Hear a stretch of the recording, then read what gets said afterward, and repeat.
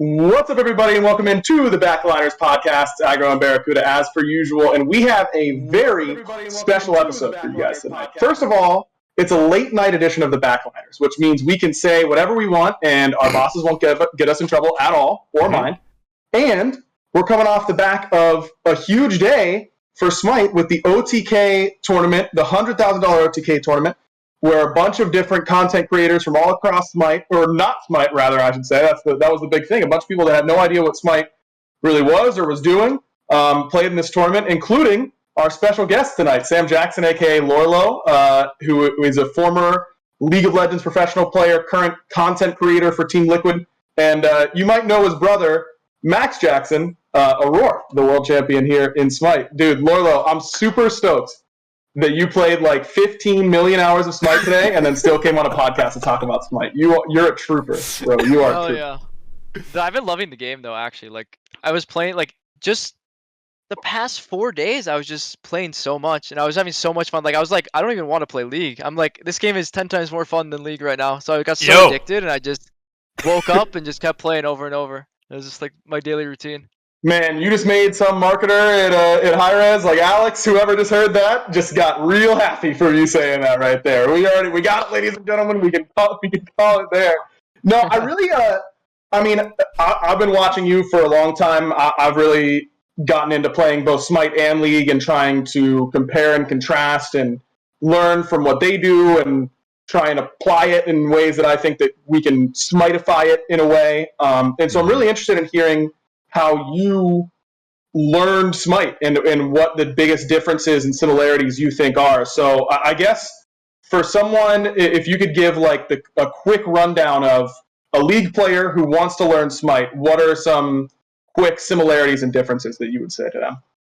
Yeah, definitely thought about it instantly when I was going to play in this tournament. I'm like, what can I take away from League and just like transition? I think the biggest thing for me was like tempo, item combinations, and just like ganking lanes and setting up with your teammates and like playing fights with your individual role. I think those all stick. But then when you actually fight, I feel like it is a lot different than League. It's like the angles are way different. The fights are usually longer from my experience. And yeah, the game seems just more fast paced in terms of like when I was playing, than League. But yeah, I mean, the laning phase is like so much shorter in Smite, right? That's such a huge part of League and not really a part of Smite. Bear, I mean, from a pro player perspective, like you were watching kind of the top down of this whole tournament. I don't know about you, but I was impressed. These guys were like good. Like a lot of these teams were legitimately like good. Yeah, I was expecting much more, I guess, like noobified games and people to not be doing, say, like macro plays and controlling the pace of the map. But I was pleasantly surprised. I mean, there was still obviously a lot of growing pains that people will experience. Like, no one's going to be able to pick up a MOBA and instantly, like, learn how to macro, learn how to, like, lane, and learn how to do X, Y, and Z perfectly.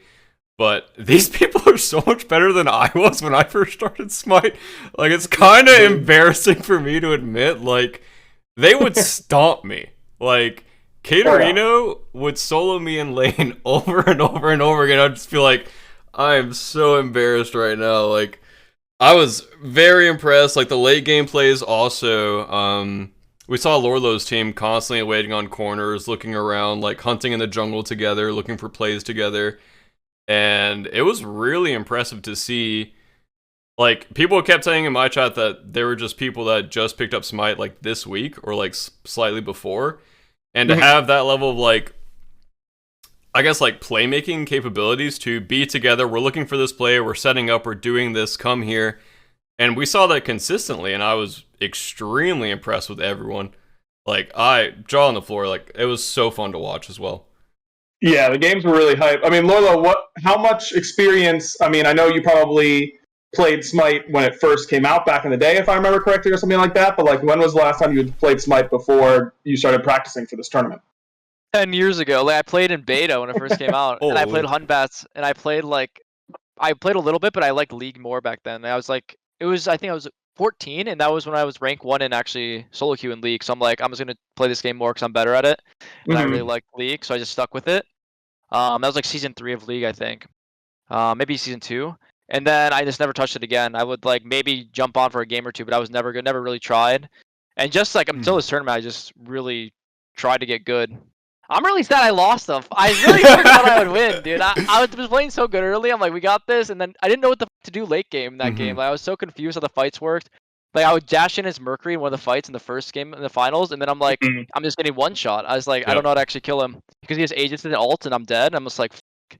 And then the next game, Max is like, Aurora told me, he's like, yo, you got to jump in with Sony. So the next game, we were just constantly trying to like dive the carries together, and it almost worked. But then So go ahead, Barry. I did notice that in game 1, you were initiating a lot with Merc ults, like trying to start the fight yourself. And then the second game, you transitioned exactly like you said, like you on the Gilgamesh and Sony on the Bellona, you were like fighting together, diving together. And it was such an impressive like switch that you were able to swap from game 1 to game 2. And I was like, it's just so cool for me to watch, like, people instantly pick up on their mistakes and then change them the next game. Like, imagine if it had gone to like a game 3, how much better y'all's mid and late game would have been after increasing like your team fighting that much together only after one game. Yeah, I mean, go ahead, Lola. Sorry. Yeah, for sure. It's just like I've been just trying to drill as much information about it because like I literally only know probably 20 gods, like what they do, maybe 25. Like I'm literally like when I even watched SPL, I really didn't learn the game. Like I would just watch my brother for fun. He knows League more than me. I would literally just watch him and I would know like the very fine line basics of like the SPL games, but I would not learn the characters very well. Maybe the ones he's playing. But yeah, that was like the biggest thing for me. Like there's a new character every game. I don't know their abilities or combos, like the damage split. Like in League, I can just like play matchups like blindfolded almost and just like be looking at my chat half the time when I'm streaming. And like it's just like trying to figure out the damage thresholds, like how to actually just capitalize on things. Like it's just a crazy experience. It was really fun though. I learned so much so fast, and it was just a really good time overall. Yeah, no A to Z in Smite quite yet, huh? Yeah. No. My chat was actually saying that, like A to Z in Smite. Now I was laughing. I'm like, no shot. Maybe. Dude, I gotta say, I'm gonna get sidetracked because I was loving watching your A to Z series. For anyone who doesn't know, again, Lourlo, content creator for Team Liquid now, but recently did a series when Champions Queue was down, where he just won a ranked game. Lourlo was actually, he played jungle in this tournament. He plays solo lane in League and won a game with every champion starting from A and going all the way to Z in League. And League is a different beast than Smite when it comes to ranked solo queue. It is not for the faint of mental, even more so than Smite in its ways that it can break you, in my opinion. And bro, just watching you lose your mind on the Malzahars and the Master Yees, dude, A to Yee, the name change made me laugh so hard. That was such a good idea for a content series. And Bear, I think you should you should have to win a ranked game with every god just in the duo lane, just A to Z, start from the top. Oh, that would be so hard, bro. Oh, that'd be so difficult for me, dude. As a hunter-only player, having to play other gods in that role, having my teammates yell at me, I don't think I'm mechanically good enough to do that. Dude, all I know is that I said it in your chat when it happened, Lourlo. I put all my points on the Yuumi game being the first Yuumi game being a win, and believers get rewarded. Dude, believers get rewarded. That was great. I think I died level 1 that game too. I walked up and just died. But I knew, I was a believer. I wanted to ask you about playing jungle instead of solo. You said your team wanted you to play jungle. Were you like, oh my god, I don't know anything scared, about this? dude. I was actually scared. I'm like, none of the skills I really have from League are probably going to translate like in just winning lane. But honestly, Smite is still so much different than League in terms of like how the XP works, because like the trading, the backs are faster in Smite than League. Like the trading is more punishing in League. Like if you make a mistake in lane, I would say you're kind of fucked up for the whole game if the player is good. And for Smite at least, I feel like it's a lot of just being on the map first and just taking your camps when they're up, taking your buffs when they're up, at least for jungle. And that's what Aurora was telling me a lot, just like make sure your camps are down. So like I think a different thing with Smite too is the shared XP. Because I think it gives a bit more, like he was telling me like 120% or something if you share the XP compared to League. So like you want to eat mid waves together, you want to get your buffs together, make sure everyone's like sharing the XP because it's just higher value for the game. But yeah, I was fucking terrified, dude, when I first started. I was so like, if you saw me day 1 playing to now, like it was night and day. Like, I was so trash. Like I didn't know anything. I was literally just like reading all the items still. Like I was still reading all the items. Like I was so much worse though. And I don't know. I was pretty happy with like how I was playing at the end. Yeah, yeah, because I put so much work into it to try to get good. Dude, Better, I guess. mechanically, you did not make many mistakes mechanically. It was really all like game knowledge stuff. Like you had so many merc alts that were pin perfect, like landing right behind them. You got like a double merc alt in solo one game or something like that, where you landed right behind two people. Like my teammates in Masters games don't merc alt that well. Like the mechanics were on point, bro. It was just that you got banned out in the finals. You know, that was the issue. But you start at the God Puddle, and then you work your way to the God Pool, and then you get to the God Ocean. You know, you were like a day away from a God Ocean, as far as I'm concerned. Yeah, I will say you had mechanically for you, the Gilgamesh kick at their blue buff, where you kicked him backwards into your team, like that was literally an SPL level like Gilgamesh play. Like I've seen so many SPL level junglers do that exact same play in the exact same way. And like Agra was saying, like if you just played it a little more, I mean, like I brought up earlier, like you literally transitioned so well from game 1 to game 2 for what your job was to do in the jungle and how you're supposed to play the fights. And for me as a pro player to watch someone grow that fast, like it literally just like gives me butterflies. Like it's so exciting watching people transition that quickly. Think like, damn, do I actually suck? Yeah, like, right? It's just like no one, like the good players don't want to come beat us. Like I don't know, I thought I was good, but I'm pretty sure if Lourlo played, like if you played for a week, you'd be jungle gapping me in all my games. Dude, I'm nervous about it. I think that I saw a lot of Smite pros like tweeting that kind of stuff. Like it kind of reinvigorates you to be like, man, it's so cool to see. Because we've all had that moment when we start playing the game and it's like, oh my god, this is so fun and I have so much to learn. And it's really easy, as I'm sure you've experienced with League, to get bogged down and, you know, oh, my crappy ranked teammates and like all this kind of stuff. And to just see someone being able to enjoy the game the way that you know you did at some point is like, it kind of makes you realize like, oh yeah, this is cool. Like this is fun. You know, that I think that was kind of big. Do you know what, do you experience that same thing that we're talking about, like on the League end? Do you think, Sam? Yeah, no, for sure. Even just like not getting the point of just like learning the game. Like I had so much fun learning Smite too. Like that's like the biggest. That's why I played so much. I was enjoying it so much. I literally wake up, I'm like, I could play a solo queue game in League, or I could practice more Smite. I always practice more Smite for the past 4 days because I was like, I want to win the tournament. I'm super competitive. I want to win. I was like doing my best to try to get better every day, and I was just like sending paragraphs to my brother, like asking him things about the game. I'm like, yo, do I do this? Do I auto cancel like this with Nemesis? Like how I was looking up videos on YouTube, like how to auto cancel and stuff. And I was literally doing everything to try to be the best because I was just like that's cool. That's why I like League too. Like when I play Fiora and stuff in League, it's like the auto cancels and mechanical champs. It's like what I like to play. So me and Destiny were watching your stream. We were like on the couch today, and I was like, this guy's auto canceling so well on Nim. And I was like, this is so crazy. Like, it took me so long to like auto cancel correctly, and he's doing it this quickly. Sorry, I'm just like fangirling this whole podcast, I think. But it was just so impressive to watch, and it's just, I don't know. This tournament was so exciting the whole way through for me. Just watching, I guess people being invigorated about Smite again, and just being excited, like Aggro was saying. And it just kind of makes me want to grind ranked again, which hasn't really been that way for a while. I mean, I've been playing this game for like 10 years at this point. So, like, another ranked game doesn't really seem that exciting, but literally, like, I want to play ranked right now. Like, I want to grind. I want to get better. Yeah, that's what it's all about, man. That's the fun thing. Sorry, Lourlo, go ahead.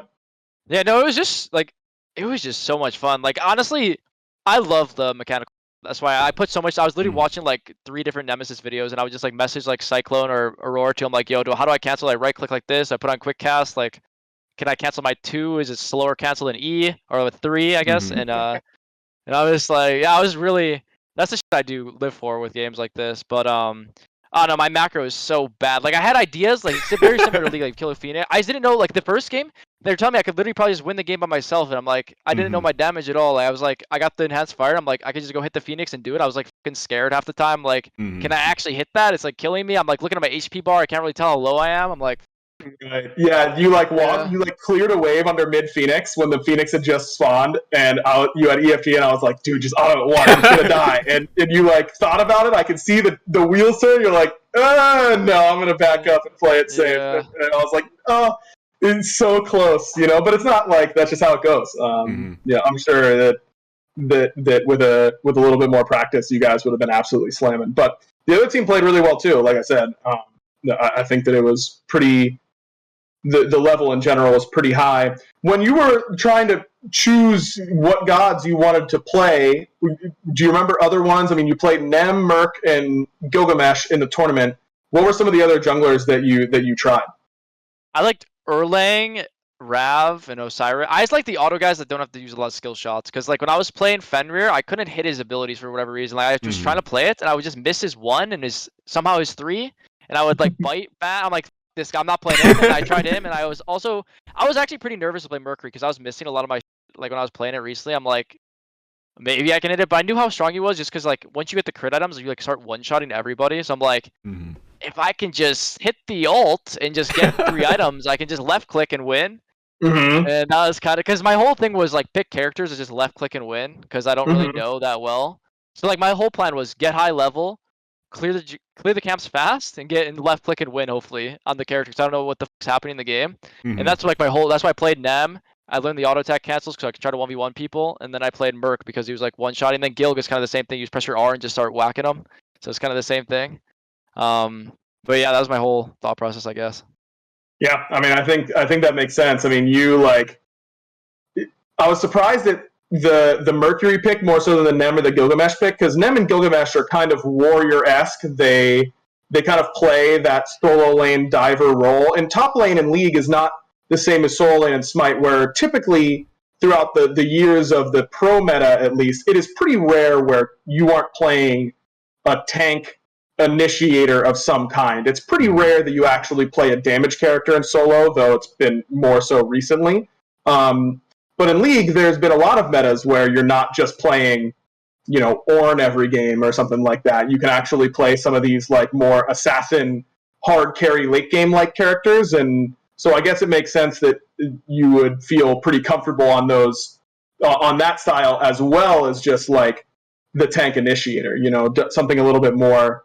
No one's Fiora's like her own type of split push animal, and we don't really have that archetype in Smite because the map's a little bit smaller, but still a more damage oriented character that I thought you might be playing Gilgamesh like every game. It didn't surprise me that was a god you went to. Yeah, he was really fun. Yeah, honestly, I was just playing a bunch of guys, trying them or gods, and just seeing what felt good. I played Fenrir, and literally just like my intuition felt bad with this, so I'm like, I'm not gonna play it. And then I played like Nemesis. I'm like, yeah, I like the auto resets. It's like my type of style character. I'm like, I'm gonna perfect this and hopefully pull it out. And then I kind of wish I didn't play Nemesis in the freaking group stage, because I think I could have probably played it in finals. But yeah, 100%. Yeah, but you don't know how good the other teams are going to be, right? Yeah, that's why I just picked my best to hope. Yeah.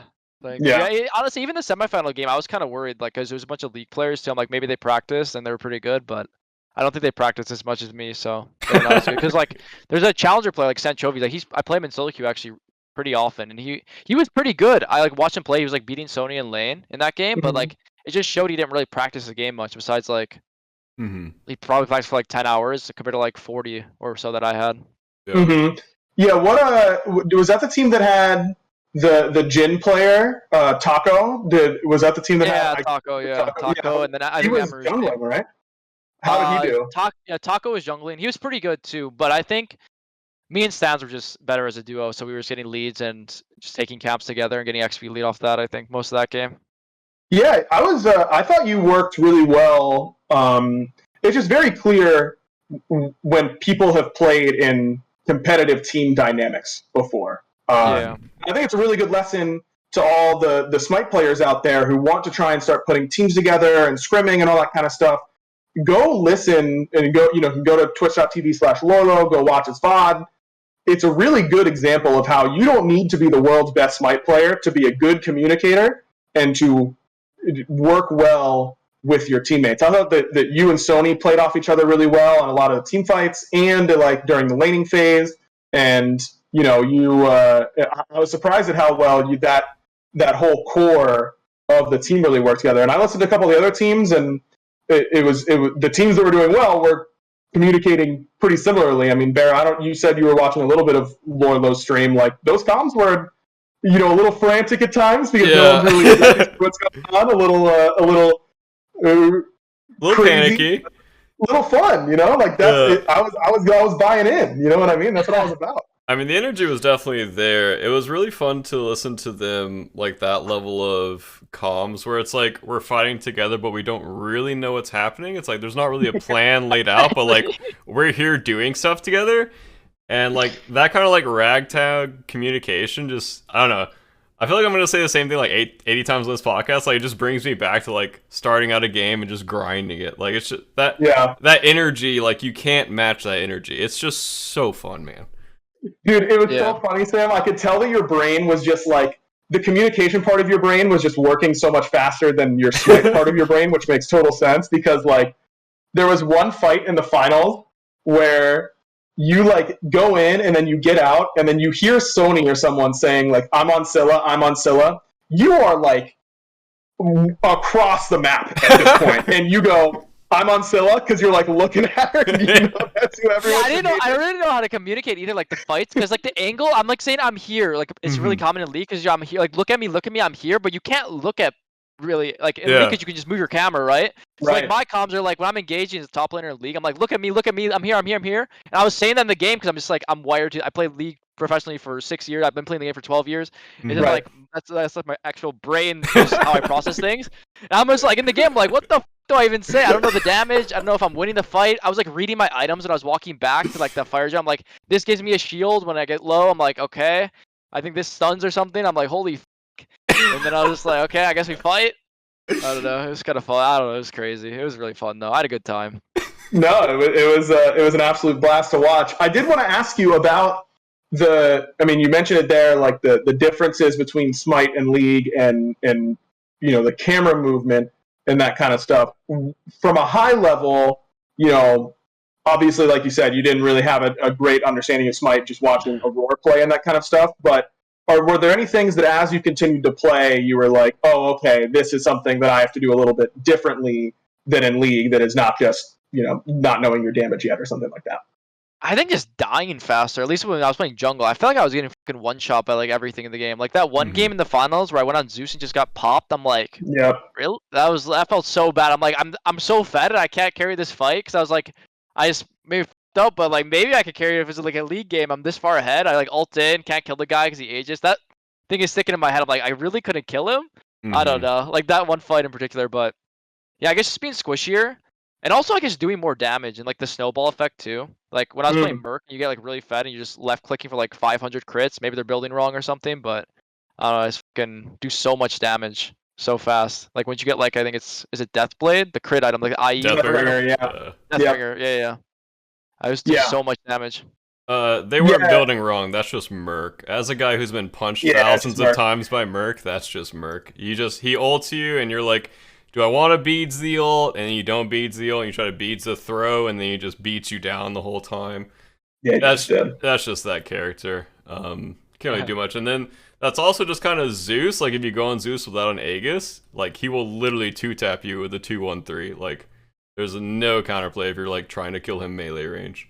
Which is just like Smite in a nutshell, because you take a situation, you die in that situation, you're like, okay, I'm never doing that again. Like I'm never doing that again. That felt so bad. And it's just learning after scenario after scenario after scenario and just trying to take it all in. Yeah, it's interesting because those games did feel very bursty, and we had an update very similar to the durability update that League of Legends did recently, where everyone got a little bit tankier and removed a lot of little bits of damage from a lot of different items across the game.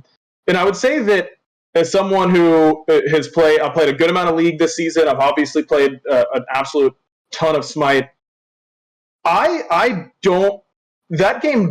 games did feel really bursty in a way that I don't feel like it surprised me at times how bursty those games were. So I wonder why that was. I don't know, because I'd say that overall the characters that kill you in League kill you really, really quickly. Like, I'm thinking like LeBlanc, like Riven, these characters that like if they get on top of you and you don't have flash up, like you just don't have anywhere to go. But that definitely did feel the way today. I think that it's just that one of the main differences that I've seen is like like you said, if you're that Merc game and that's a league game, you're that far ahead. You get to absolutely like 1v3 the game. Yeah, so I'm thinking like I'm like a Talon or something. I go on a mage, Right. he's just gonna get insta give no matter what. I guess he can zone but you can just like probably kill him and get out most cases if you're actually on him. But no, I Right. definitely agree. What was I gonna say? Oh yeah, just like the late game team fights though too. Like they're so close. I didn't know. I think like the item breakpoints. I was trying to learn that the most because with League it's kind of similar. Like when you hit a certain item threshold, you can do like a certain objective, right? Like when you hit X item, you can burn X objective. Kind of the same, or like how strong you actually are. But like, and also another thing, Fire Giant does so much more damage than Baron in League too. Because I would like start fire sometime, like what the fuck, I'm dying, and then I have to leave, and I'm like 1 HP, and I can't even really tell my HP. And I'm like, God damn it, if it was actually a Baron pull in League, we'd probably kill it there. And then there's no actual secure, so I'm like sweating the whole time when they're walking up. I'm like, are we even gonna get this? I think the first game of the finals, I blinked in and auto-attacked fire to steal it in one of the games. Yeah, you stole 2, didn't you? Yeah. Did you steal 2 fires? That's it? Like holy fuck! Yeah, I think on the Gilgamesh, I think I autoed it too. I was just like trying to focus it down or something. I don't know. Dude, it was so much fun. Holy fuck. It was actually so much fun. Like, I want to do it again, actually. It was Hey so man, fun.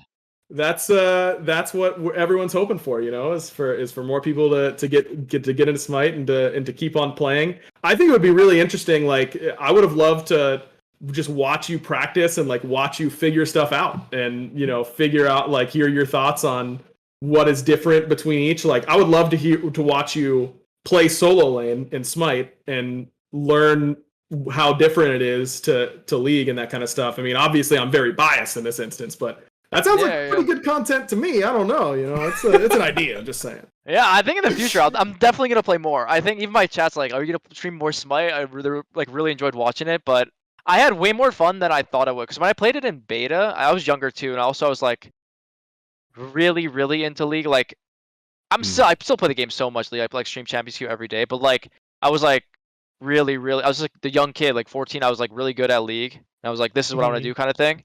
And I didn't really want to learn a new game because I was already good at League. Like it was just came natural to me. Right.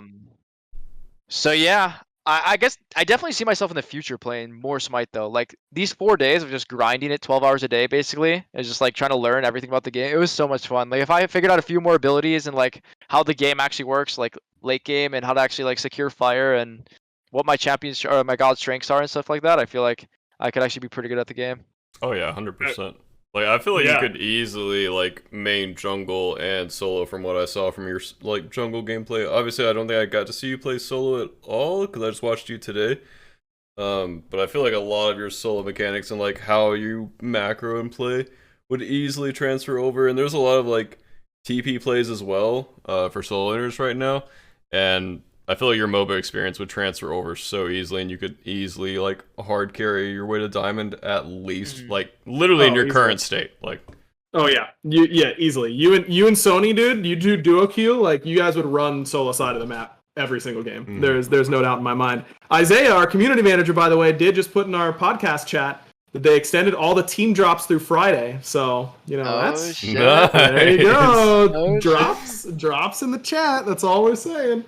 I did want to ask you about how much, not even just about this tournament in particular, but the way Aurora is like so established in Smite, and the way that he has innovated and set so many metas and that kind of stuff. And I've spent hours talking to him about how he thinks about the game. How much do you guys talk about like your specific MOBAs to each other in general? Because you kind of started this Janna roaming top meta a while ago in League, where basically Lourlo was taking Smite, which is Hog in League, and just running around and griefing the jungler, which is something that Aurora did and started in like season 6 meta, and was really famous for doing it. And I always wondered, like, did you guys talk about that and kind of come to this? Did you draw some inspiration from it at all?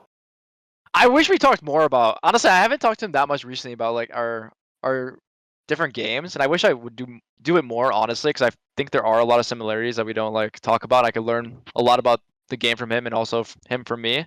But no, honestly, the Janna thing was just so random that one day, like, someone in my chat is like, "Yo, play Janna top." The guy in EU West is like really high doing this. I'm like, "Fuck it, I'll try it." And then I played it level like game 1 of it, and I like flashed over the red wall and stole the red buff. And I'm like, "Yeah, this thing's so broken." And then I just started playing it over and over, and I lost like. There's like an LP system in the league for people that don't know, and I lost like 300 LP just spamming it because people were actually griefing me. Like I would pick it, and they would just like run to my lane as well and just like follow me around the whole game because like you're not playing for real, you're trolling, you're not playing the game to win. But then like a week later, I still played it, and then I got back to Challenger playing it, and then people in LCS because it was really broken actually. It was like a viable strategy, and then someone played in LCS like a week after that when the season started in spring, and they won with it, and I was like, yeah, yeah. Bear, does it surprise you at all that the Jacksons have two players that absolutely love to grief a jungler in their family? Does that surprise you even? Absolutely not. Aurora has griefed me so many times, running at me, spam taunting me, stopping my backs, literally chasing me from tier 1 to tier 2 tower, still stopping my backs. Like that literally doesn't surprise me at all. It has to run in the family somewhere. Has to. What games does your third brother play, and how does he grief his opponents in that one? Because he's gotta be. There's no way he doesn't. I don't know what he plays actually. Like recently, I think he's been playing. I was having to play Smite with me a little bit, and he played with me like the first day I was playing. He's just calling me bad the whole time. Like, yep, I know, I'm really bad. I was just so. I'm like. Just watch me in the tournament. I'll be 10 times better than when you saw me when we played together. And he's like, yeah, you're playing better, but play more aggressive. He's like trying to coach me in the game as well. But like, okay, my bad. I don't know the damage. I'm like, I don't know what the hell to do. But it's pretty funny. That is funny. Yeah. A famous thing that Aurora said to me once, way back in the day, I think this was like season 3, so 6 years ago, was he wants to just be, his goal is to just be as annoying as humanly possible to the enemy team. Every time a pro player says to him, "You are my least favorite player to play against," he knows that he's done his job well. And just like viewing his game through that lens through the years has made a lot of sense, because the way he picks and the way he plays is all in the name of how can I be as frustrating as humanly possible to them. And I mean, he's made a good career out of it. The man got a ring from it. There's no doubt. That's the beauty to it, honestly. It's the compliment within itself for sure. He loves that. He's the best at doing it by far. As someone who's scrimmed against him several times over the years, hundreds of times over the years. When we played WoW together too, it's like he always is just trying to innovate and make things similar to that. We used to play WoW so much together. We play a bit nowadays, but not as much as we used to. But he was always that same guy in WoW as well when we played it. I have a question about Champions Queue, because I know you were involved in that, but I do have to make a quick little detour to tell our lovely fans about a great product called Factor Meals. Look, guys, it's after 11 p.m. Normally I come up with some weird like transition. I don't have it in me, dude. I worked all day today, and it's like almost midnight, so get over it, you losers. As the weather gets warmer, Factor can help you spend less time at home in the kitchen and more time enjoying the springtime with no cooking, grocery shopping, or dishes. Dude, it was such a nice day here today. This is not part of the ad. It was such a nice day here today, and I'm visiting Pittsburgh to visit our families, and I forgot what it's like for it to not be 1,000,000 degrees all the time, Bera. Did you know that it doesn't have to be 95 all the time like it is in Georgia? Did you know that? No, I actually didn't know that, considering I think this last week I scrimmed in 87-degree weather, and that was not fun. So like inside, right? Yeah, inside. Broken? Yeah, well, it's not broken. It's just the heat here is so strong that the AC doesn't know what to do. But HVAC guy coming this Wednesday, so hopefully, he can tell me that my system's either working perfectly and Georgia weather is just unbeatable, or something's wrong and I have to pay a lot of money, because that's going to be fun. Either way. Well, Barrett, yeah. If you have to pay a lot of money, then I know where you can get your lunches, and it's from Factor, of course. There's my clean transition. Clean. Look, you get to eat clean 24/7, thank you, Barry, with fresh, never frozen, prepared meals that are so delicious, you wouldn't believe they're actually good for you. Plus, you get to feel good for summer. You get to choose from Factor's Calorie Smart and Keto options with built-in portion control as a great tool to help you get fit for the summer.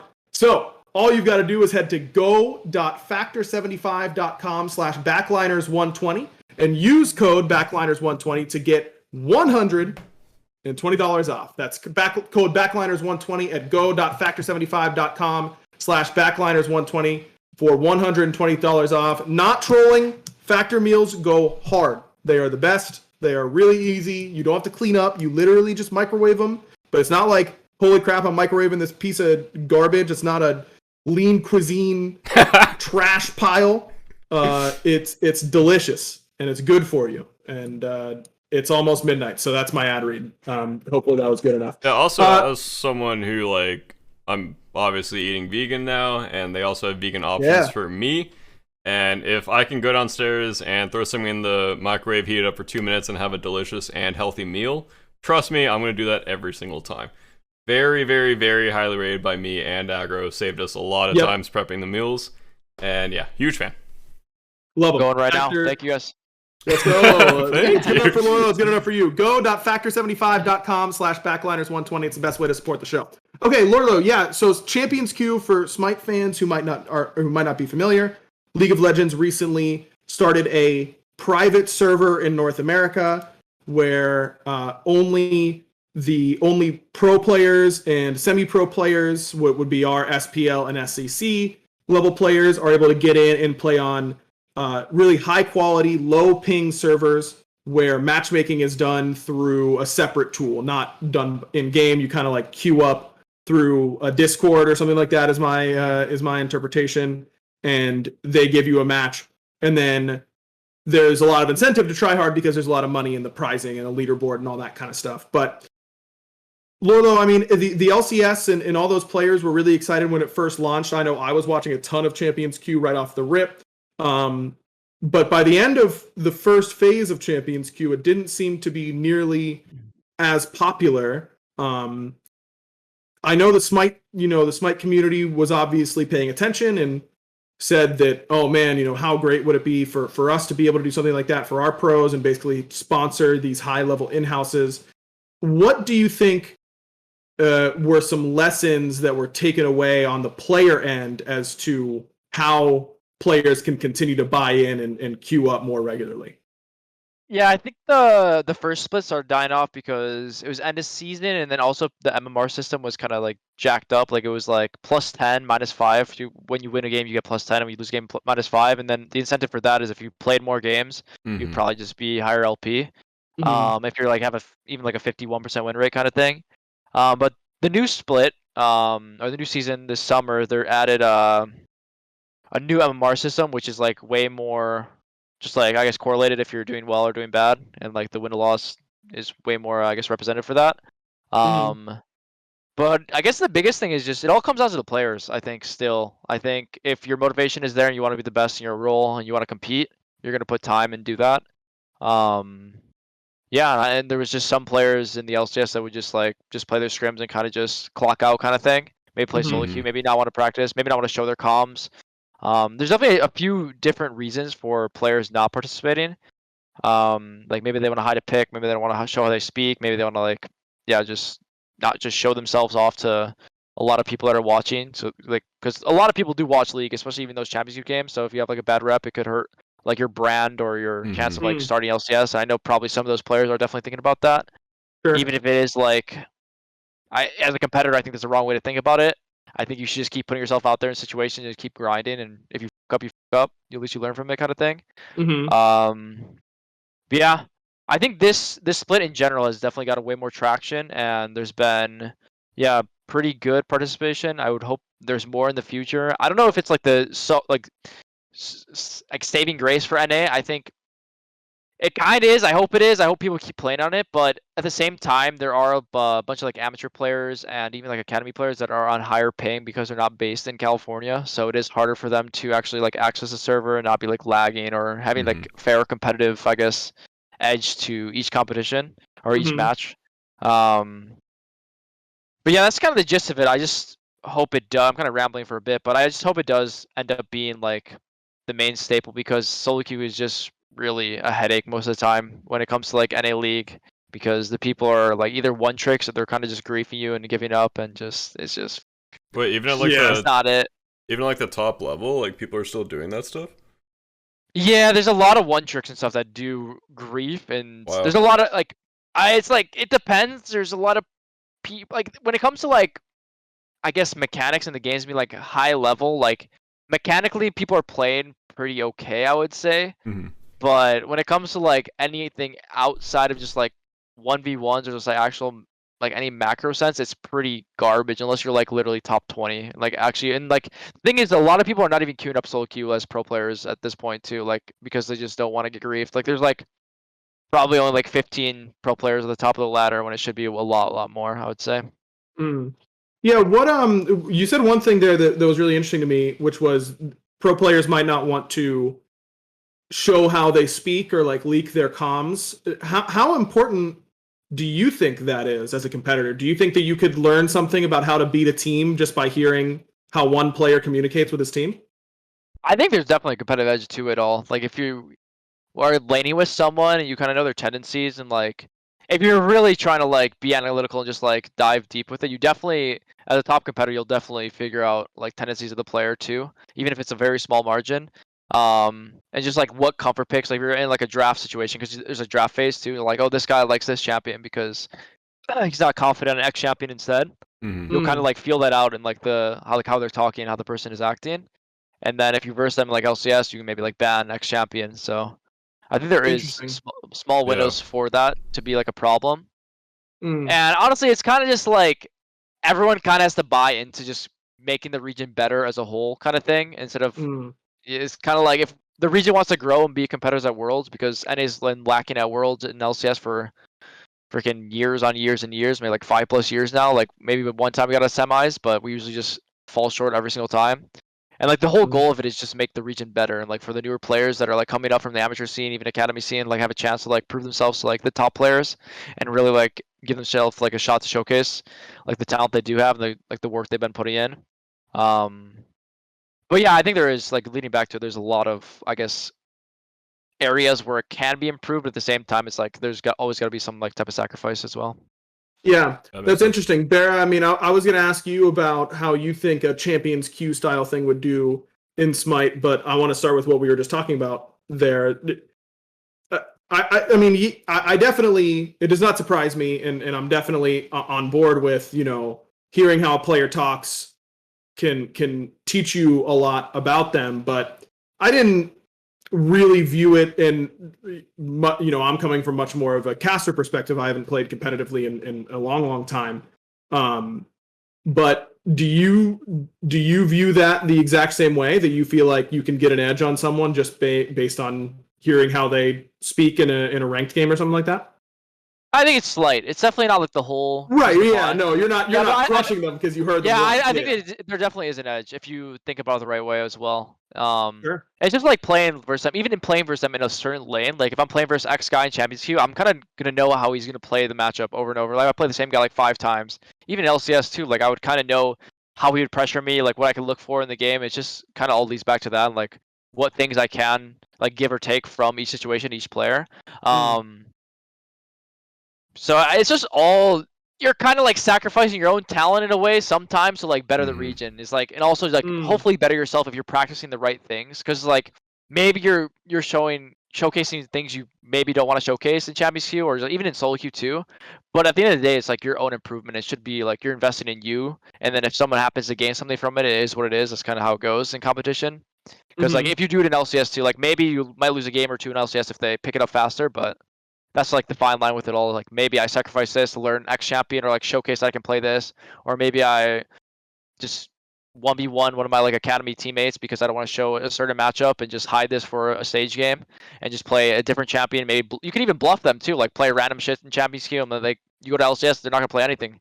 It's like It goes both. It's all one big mind game. Or like if you take it the right way and you practice the right way, you can get an advantage on both sides. A lot of that happens in Smite too, with like what we decide to stream, like what we want to play off stream. Like if someone's a big streamer and you see them playing off stream before an SPL match, you literally know what they're going to play in SPL. Like it's so blatantly obvious. And for the communication thing as well, like that is 100% true, because based off of I don't know if you know Lourlo, but Leviathan's won Worlds this past year, and there was a big documentary put out on their communication at Worlds.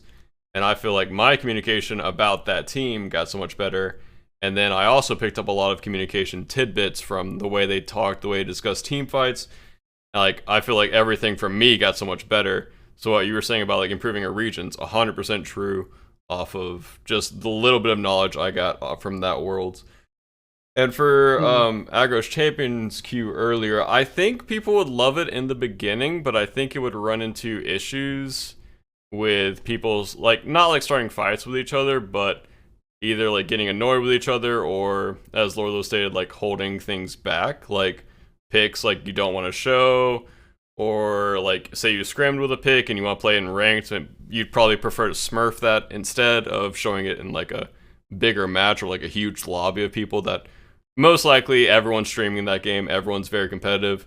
And then for communication as well, like just the way people set up like a fire giant fight or a gold fury bait or like waiting on a corner.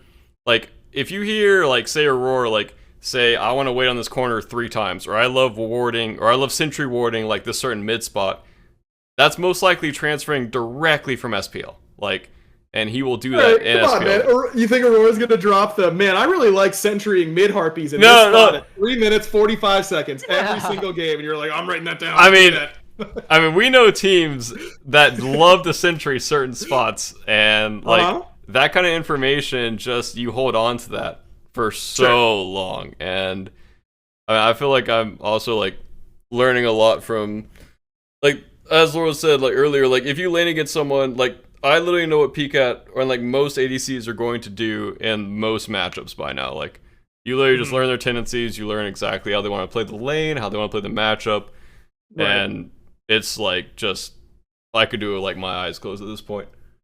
Yeah, I wonder how much of it also is that in League, the organization structure is so fleshed out, and teams are not scrimming against one another very often, if at all, right? In LCS, it's you're scrimming against your academy team, and so you actually can keep these types of picks and strategies much more in-house. Where Bear, I mean, you guys are scrimming against the team you're going to play 4 weeks from now or 3 weeks from now. Week in and week out, and so I imagine that it changes a lot, and that has changed throughout the years in Smite. There, you know, scrim partners used to be a really big thing where you just kind of accepted, like, yeah, this other team is going to know what we're doing, but at least we can keep what we think is good between these two teams, and if it ends up being us two when it comes down to worlds or semifinals or whatever it is, then so be it. But you can keep those strategies a little bit more insular. I imagine that being able to scrim internally only is a pretty big deal for that kind of stuff. There's like some cases where LCS, honestly, how it usually works is like the top LCS team, probably like the top 4, have like pretty stacked academy teams, so they can just get in-house scrims. And then I would say the bottom 5, bottom 6 LCS teams that are like expected kind of to like do poorly or have like worse results are kind of just like fishing for scrims between each other if they don't want to scrim their academy team. That's usually how it goes. But yeah, that's why the top teams can just show so many new things to an LCS, even because they're usually just scrimming internally and just like I think TL, like Cloud9, 100 Thieves, even Cloud. Did I say Cloud9 twice? There's EG have like pretty stacked academy rosters too. So like a lot of the time they are scrimming academy. It just depends, I guess, if their schedules do line up. Because I know there's like a little bit of a mix up between academy LCS schedule too. So there might be a situation where they have to scrim like another top team. How serious is like Academy and League? I was playing Academy for about 3 years or 2 years recently, and the scrim environment is kind of meh. I was not having a good time in it. Like playing, like there was basically if I didn't elevate like the intensity for the scrim environment, it never felt like there was that much care to it. Maybe it's been changing recently.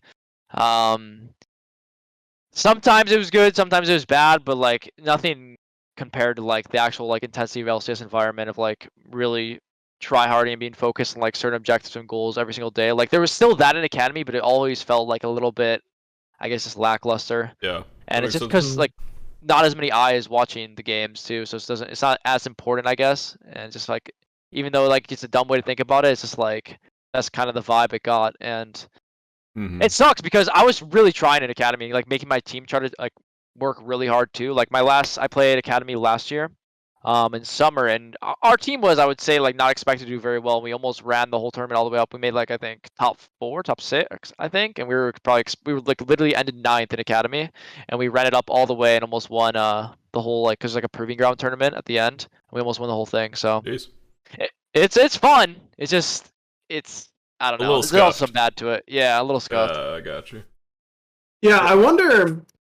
I would be very interested to have you like watch some SPL scrims and be in the comms and to hear your comparisons between that and Smite, because it's just the competitive scene for League is so fleshed out and there's so much money in the system and all that kind of stuff that you can afford to have these big teams and, as you said, like a bunch of eyes on the games. And I always wonder like how coaching differs in Smite compared to League of Legends, and what these coaching staffs are really focused on in a team environment like that. But that's a conversation for mostly another time. But could you give us like a quick rundown of like what a coaching, when you're on an LCS team, what are the supporting cast members of the organization like doing in order to help advance the team?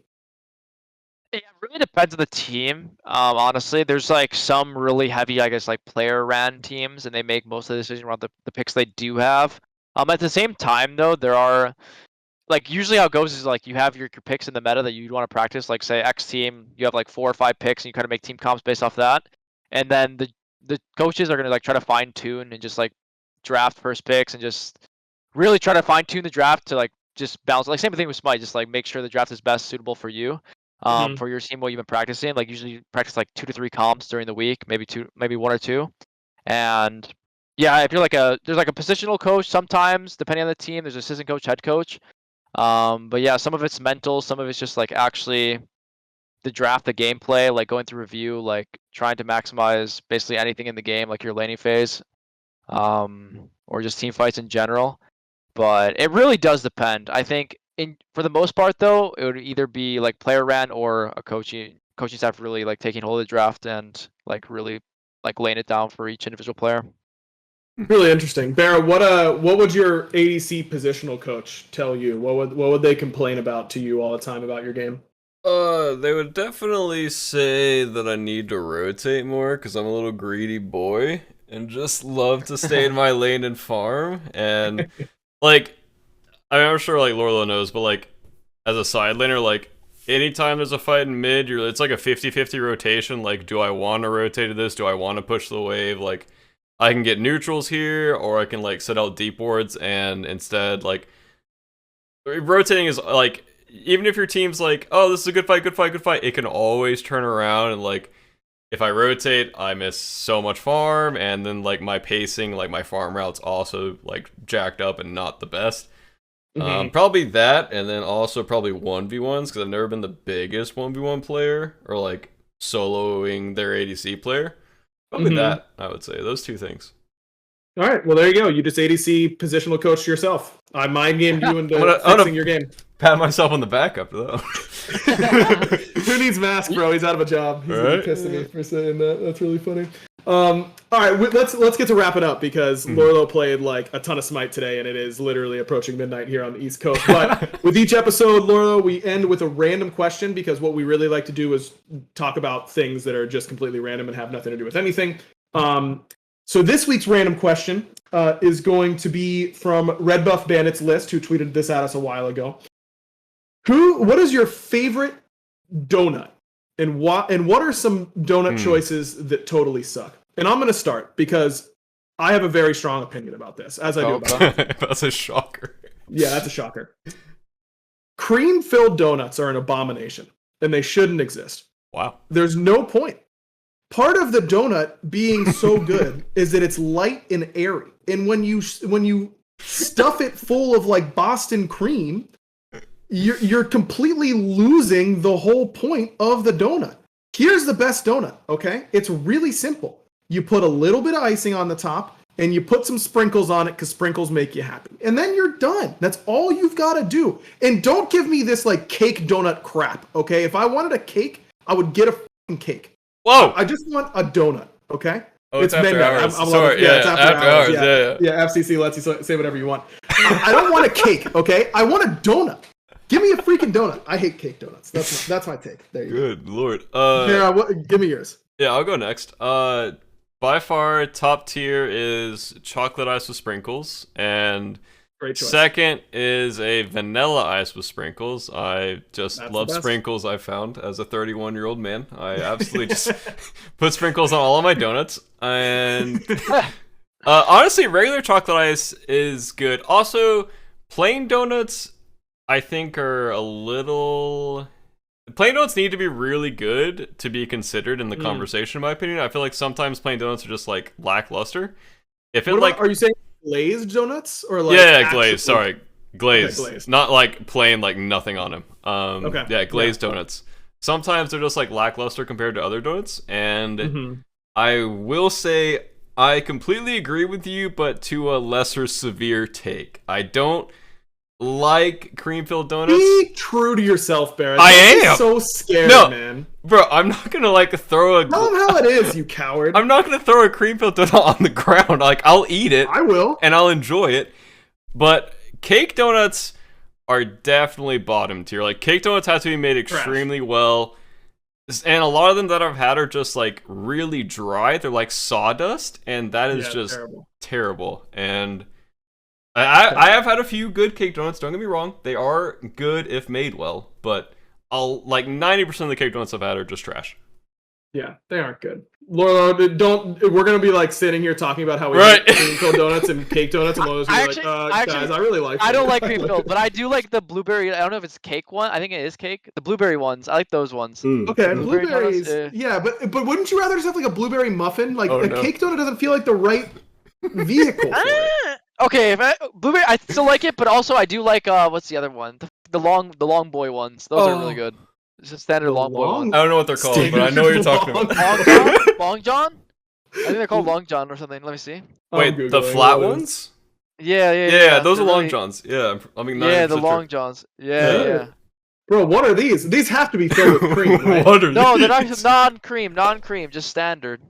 Oh, okay. These look good. I've never had one of these. Is this like a? Is this not in the north? Is this not a northeastern thing? I don't know. That's where I grew up. Was in the northeast. Maybe I'm not. Are they like where? Are they? You've had these, Vera? They're in Georgia. What, Long Johns? Yeah. Yeah. Why have I never seen? I love donuts, you guys. Donuts are a top tier snack, like guilty pleasure thing for the morning. Like, if I had a choice between a donut, a bagel, and a muffin, I will have a dozen donuts before I touch a bagel or a muffin. Like, wow. I love donuts. I love them. I love donuts, but I get sick of them after like 3. I think I like muffins more. I think muffins are good, and they don't make me feel as bad about myself. But donuts are just really good, man. They're just really good. I started saying, like, one thing that my wife and I have been joking about a lot recently is, serving sizes are just like completely not a thing, right? Like, no one ever gets a serving size right on anything. And it made me think of it because you said Long John. Long John Silver's is like the world's worst fast food restaurant that I completely love with all of my heart. And it's The Secret, by the way. It's like a fish place. Don't get the fish at Long John Silver's, you guys. You're gonna die. Get the chicken. The chicken at Long John Silver's, actually S tier, not trolling. But my wife was passing one because there's like one in all of Georgia. And I was like, just get the family meal because I've had a rough day and I just want to stuff my face with Long John Silver's. And she's like, dude, it says it feeds 4 to 6. And I was like, yeah, 4 to 6 happy people or 1 to 2 sad people. I think that's how they should put serving sizes. If you've had a bad enough day, then it's just like this half a dozen donuts is now serving 2 people that have had bad days instead of like 4 people that have had normal days. Yeah, I completely agree with you. Like the family size lasagna meals, it's like it serves your whole family or me. Like, yeah, or you if you forgot to eat since like you woke up. Yep, I completely agree. Or like on the back of like a chip bag, it'll be like 13 servings, and that's just completely wrong. No one is eating 13 different servings of a chip bag, especially like if you're in front of a TV. Like, you're knocking that chip bag out in one sitting. Like, that's just what it is. 13 seconds for me to inhale this bag, more like, instead of 13 servings. All right, thanks everybody for watching. Lourlo, thanks so much for coming on, man. It was an absolute blast having you.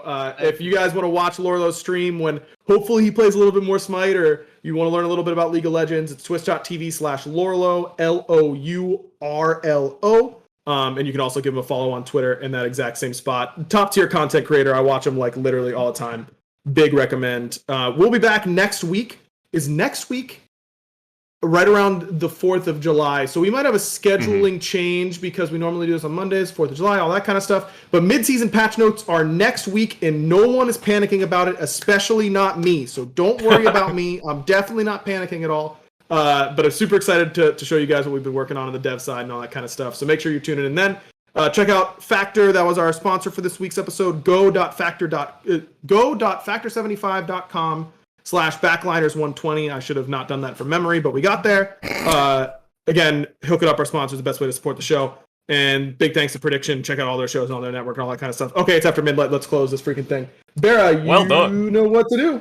Bye.